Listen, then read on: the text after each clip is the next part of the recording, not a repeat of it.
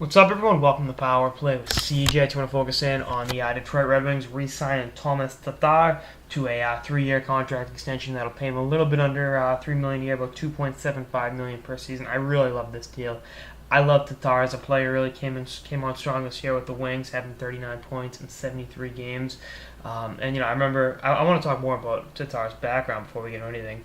I remember when he was at the World Juniors as a 18, 19-year-old playing in the AHL with the Wings affiliate in Grand Rapids, and just showing some amazing ability and really being a diamond in the rough. He was a second-round pick in the '09 draft, and improved in the AHL every year he was down there. And then this year, got a really full-time look with the Wings, and never really looked back. He 39 points in 73 games. I think he's only going to get better. Could have been better in the playoffs, but the Wings were really overmatched for the Boston Bruins. That's just the nature of the beast. And his dominant goal scoring display helped the Grand Rapids Griffins win the Calder Cup last season. I think this gives him a perennial 25 goal scorer. I think his defensive game's great, but I think he's a perfect Detroit Red Wings forward. Just an all-around great two-way player that understands the nuances of playing the 200-foot game, and is a big part of any success the team has going forward. The Wings are kind of in an intriguing situation with regards to they're not really rebuilding, but guys like him and Nyquist are going to see bigger and more important roles. Obviously, Danny DeKeyser, guys like that in the blue line, and that's just the way the cycle of the Red Wings goes. I mean, you look at Kenny Holland and Mike Babcock, and obviously with the ownership with Yilchis, and they're a class organization. They do everything the right way. You look at teams throughout sports. St. Louis Cardinals, the New England Patriots, San Antonio Spurs. They're in it every year because the ownership on down knows what it takes to win, and they personify class in so many ways.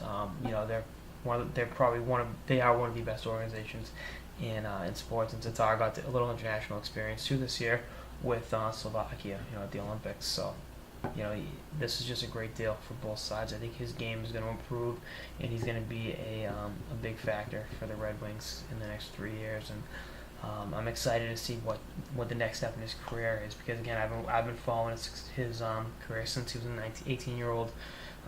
He made his AHL debut when he was 18 in 2009. And he's been a very, very good, consistent all-around player at every level since then.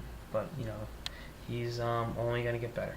The Red Wings are only going to continue to reload and continue their amazing way of doing things, and just being.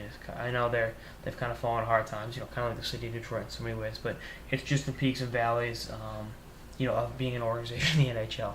You're going to fall in hard times. The veteran, the veteran nucleus is kind of gradually getting phased out. That's not a disrespectful thing towards Datsyuk, Zetterberg, any of those guys, but as they get older, guys like Tatar, Nyquist, Shane, Mantha, guys like that will come in and fill in those voids and help Detroit be a competitive team going forward.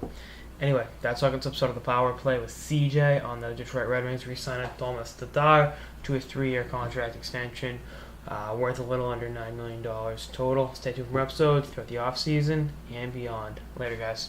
$8.25 million. Closer to 8. Later, guys.